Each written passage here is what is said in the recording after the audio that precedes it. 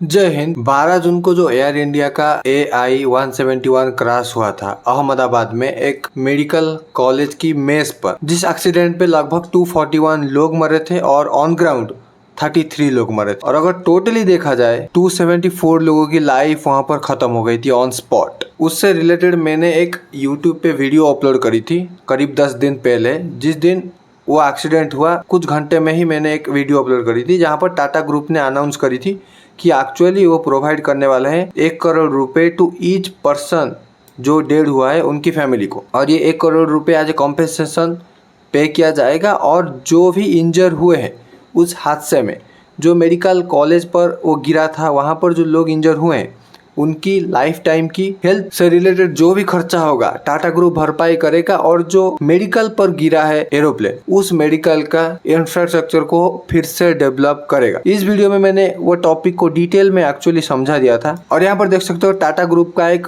बहुत शानदार सा ट्वीट आया था जहाँ पर टाटा सन्स के चेयरमैन एन चंद्रशेखरन साहब ने एक ट्वीट करी थी। जिनका डेथ हुआ है उनकी लाइफ की कॉम्पनसेशन के हिसाब से 1 करोड़ रुपए उनकी फैमिली को हम प्रोवाइड करेंगे। और जैसे मैंने बोला, also cover the medical expenses of all those injuries and ensure that they receive all necessary additionally and we provide support to building BJ medical hostel. ये वीडियो अगर नहीं देखो हो तो चैनल पर जाकर आराम से देख सकते हो। देखो, इस टॉपिक पर एक भाई ने लिंक्डइन पर एक सही पोस्ट किया है। तापस भाई ने हमारा इस पोस्ट को पूरा लॉजिक के साथ लिखा है। यहाँ पर इस पोस्ट को पढ़ना है तो समझ जाओगे भाई साहब कितना एक्चुअली सही बात इन भाई ने बोले और 100% ट्रू बात बोल रहे हैं। चलो इस पोस्ट को देखो। Air India to get 4070 crore. Air India 4000 crore का गेन पाएगा, लेकिन विक्टिम के लिए सिर्फ 1 करोड़ रुपए। वैसे जो 4000 करोड़ का क्लेम है अभी अप्रूव नहीं हुआ है, कंपनी को नहीं मिला है, लेकिन हायर चांस है, लगभग 90% ऑफ द चांस ये है कि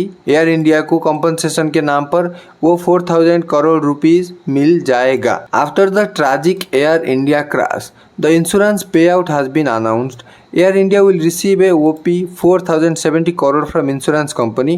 The family of the victims just 1 crore per life. Almost अगर देखा जाए तो मान लो 300 करोड़ का खर्चा होने वाला है टाटा ग्रुप का टोटली। अगर हॉस्पिटल्स को देख ले और किसी का अगर कोई इंजरी वगैरह हुआ है उसको देख ले, और जो 1 करोड़ रुपए पर फैमिली पे किया जाएगा जिनका डेथ हुआ है उसको मिला ले। An aircraft is valued 4000 crore and a human life is just 1 crore. एक एयरक्राफ्ट का वैल्यू 4000 करोड़ का है जिसका लाइफ कुछ है ही नहीं, जो निर्जीव है। लेकिन अगर देखा जाए एक ह्यूमन लाइफ की वैल्यू सिर्फ 1 करोड़। सिर्फ 1 करोड़ में एक ह्यूमन लाइफ का वैल्यू का एक्सचेंज हो जाना, ये एक्चुअली क्या सही बात है। एंड हम बोलते हैं लाइफ इज प्राइसलेस। लाइफ को पैसों के साथ कंपैरिजन किया नहीं जा सकता, लेकिन यहाँ पर सीधा सीधा कंपैरिजन हो रहा है। 1 करोड़ में खरीदा जा रहा है लाइफ। अगर इन भाई के पोस्ट को डिकोड किया जाए तो मेरा कोई यहाँ पर पर्सनल मोटिव नहीं है, मैं न्यूट्रल होकर ये चीज को बता रहा हूँ भाई सिंपल ये पोस्ट को मैं बता रहा हूँ, ठीक है। And here's the twist, the airline get compensated for metal machinery and loss of business. Airline metal के लिए कॉम्पनसेशन पा रहा है, मशीनरी के लिए कॉम्पनसेशन पा रहा है और बिजनेस लॉस के लिए कॉम्पनसेशन पा रहा है। लेकिन the victims families are left with a cheque that can not heal the grief, can not feel the chair at the dining table and definitely can not replace a mother, father, child और spouse. लेकिन एक family एक check पा रहा है किसके बदले? उनकी दुख की भरपाई के बदले। एंड जो चेयर कभी फुलफिल नहीं हो सकता डिनर टेबल में उसके बदले। एंड डेफिनेटली जो मदर, जो फादर एंड चाइल्ड और स्पाउस रिप्लेस नहीं हो सकते उनके बदले। और should not our compensation model reflect humanity, not just corporate में? अगर यूएस एंड यूरोप की देखा जाए तो pay out of an exceed 5 to 10 million dollar पर विक्टिम, यानी कि ऑलमोस्ट अगर देखा जाए तो 40 से लेकर 80 करोड़ के आसपास यूएस और डेवलप्ड कंट्री है वहां पर कंपनसेशन के तौर पर मिल जाता है। लेकिन इंडिया में सिर्फ 1 करोड़ रुपए टाटा ग्रुप जस्ट प्रोवाइड करते रहा है as a compensation fee in exchange of a life. So why are Indians life calculated so lightly? We need a systems that value people more than a plane. Business loss is recoverable, a human life is not. Is it time we defined it how India values its people in aviation and beyond? Drop your thought not just as a professional but as a human. ये जो post है ये सही prove हो जाएगा अगर Tata group का जो एरोप्लेन क्रैश हुआ है उसका क्रैश होने का कारण टाटा ग्रुप खुद नहीं है। यानी कि कोई टेक्निकल फॉल्ट या कोई ऐसा इग्नोरेंस जो कि होना नहीं चाहिए था लेकिन हुआ है, जिसके बदले लाइफ खत्म हो गया है 274 लोगों का, तभी मान सकते हैं टाटा ग्रुप निर्दोष है। लेकिन एक्चुअली ये जो 1 करोड़ पर लाइफ का कॉस्ट है, 1 करोड़ भाई जस्टिफाई होता नहीं है।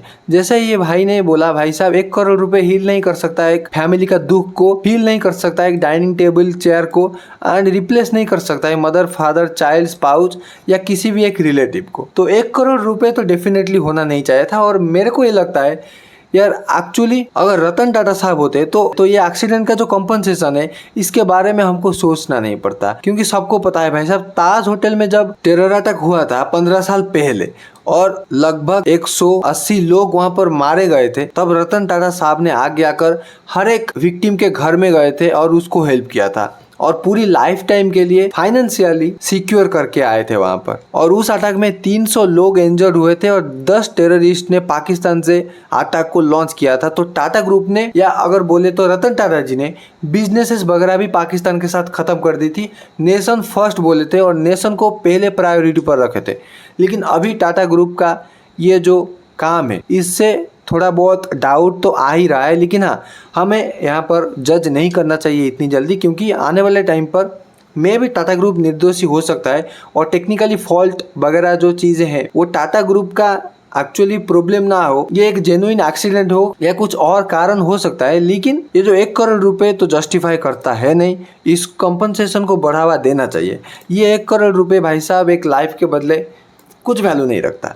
मेरा ओपिनियन ये है भाई साहब, ये एटलीस्ट 10-15 करोड़ रुपए तो होना ही चाहिए था। अगर द लेवल ऑफ एक्सीडेंट को देखें, अगर द लेवल ऑफ लॉस को देखें, ये तो ठीक है जो एक्सीडेंट हुआ, टाटा ग्रुप ने 1 करोड़ रुपए कंपनसेशन फी दिया और क्लेम कर रहे हैं 4000 करोड़ रुपीज का कंपनसेशन फ्रॉम इंश्योरेंस कंपनी। लेकिन यार एक्चुअली जो इंश्योरेंस कंपनी इसको पे करने वाला था, लेकिन हम अगर इसका टोटल अमाउंट को देखें, ये एस्टिमेटेड 3940 करोड़ रुपीज का है। और इसको टाटा ग्रुप का ही एक company Tata AIG general insurance और एक Indian insurance company GIC involve थे। लेकिन इन्होंने एक शानदार टेक्निक ये लगाई थी और एक चालाकी का गेम खेल दिया था।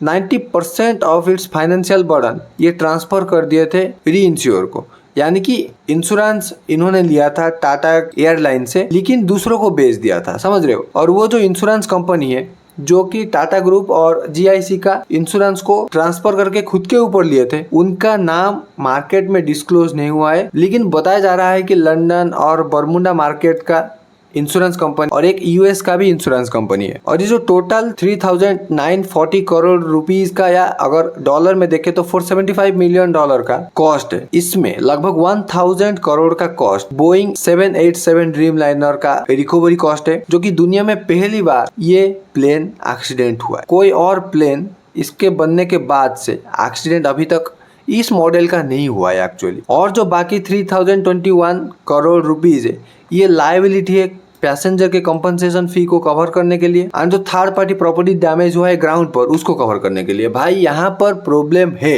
क्योंकि यार देखो, ये जो 3000 करोड़ का कंपनसेशन फी डिमांड किया जा रहा है पैसेंजर की कंपनसेशन के लिए, 3000 करोड़ में से 300 करोड़ का ही कंपनसेशन फी दिया जा रहा है एक्चुअली, अगर एस्टिमेशन के हिसाब से देखें तो। ये जो पोस्ट भाई साहब ने किया है, तपेश भाई ने, 90% लॉजिकली हो जाता है यार। एक्चुअली तुम लोग 3000 करोड़ का कंपनसेशन डिमांड कर रहे हो और 300 करोड़ का कंपनसेशन देकर बाकी जो 2700 करोड़ का पेमेंट है वो खुद ही यूज कर रहे हो। देखो, ये जो 787 ड्रीम लाइनर है, ये इंश्योरेंस कंपनी के द्वारा इंश्योर हुआ था लगभग 850 करोड़ में, एंड अप्रैल में इसका अपग्रेडेशन हुआ था, काम वाम हुआ था, तो पैसा ज्यादा खर्च हुआ था। तो इसको मिला के कंपनी लगभग 1000 करोड़ का कंपनसेशन प्लेन के लिए डिमांड कर रही है। और 2011 से ये प्लेन उड़ रहा है डिफरेंट कंट्री में, लेकिन पहली बार इसका एक्सीडेंट हुआ है।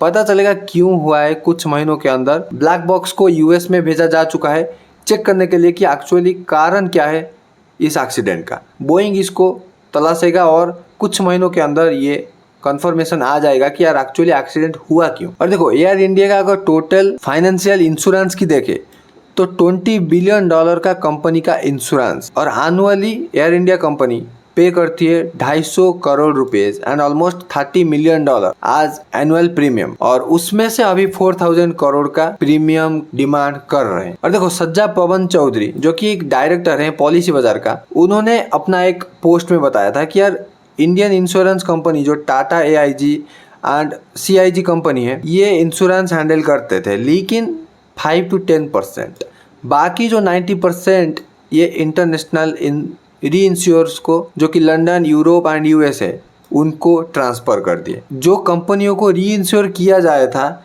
कि एक्चुअली टाटा कंपनी के बदले और GIC कंपनी के बदले वो पेमेंट करेंगे, वो कंपनी भी दूसरों को इंश्योरेंस बेच दिए थे। मतलब समझ रहे हो, ये तो री इंश्योर हो गया जो कि टाटा कंपनी का इंश्योरेंस कंपनी और GIC ट्रांसफ़र किए थे, लेकिन उसके बाद मान लो वो एक्स कंपनी को ट्रांसफ़र किए थे, एक्स कंपनी और एक कंपनी को ट्रांसफ़र कर दिया, जिसको हम बोलते हैं रिट्रोसेशन। और रिट्रोसेशन कब होता है? जब कोई बड़ा रिस्क हो, अगर देखा जाए तो क्रैश या अर्थक्वेक वगैरह और टेरर अटैक के मामले में होता है, तो सारा बर्डन पड़ जाता है वो कंपनी पर जो एक्चुअली लास्ट में ये इंश्योरेंस को बियर करता था। तो अगर $300 मिलियन लायबिलिटी एक कंपनी ले रही है जो कि एक री इंश्योर है, वो $200 मिलियन का लायबिलिटी रेट्रोसेशनरियोस को ट्रांसफर कर देता है। लगभग 33% का रिस्क अपने पास रखता है और 66% का रिस्क दूसरे कंपनियों के ऊपर डाल देता है उनके मर्जी के अकॉर्डिंग। और यहाँ पर ये फोटो देख सकते हो, दिस इज द फोटो जहाँ पर हम इंडिया का जो सबसे बड़े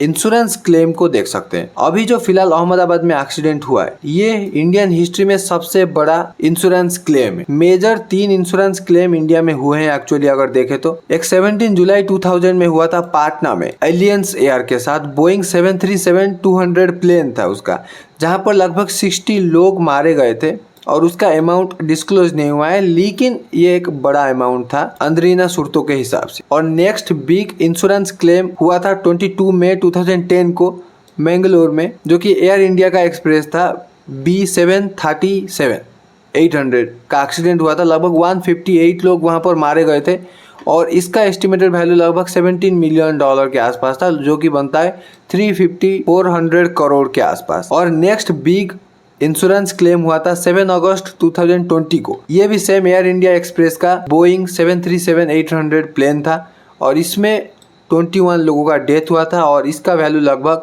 375 करोड़ रुपीज से 441 करोड़ रुपीज, लगभग $52 मिलियन के आसपास था। लेकिन अभी जो 2025 12 जून को अहमदाबाद में एक्सीडेंट हुआ है, ये अगर इन दोनों को मिला ले और 5 गुना भी कर दे तो इसका अमाउंट के बराबर नहीं कर सकता भाई।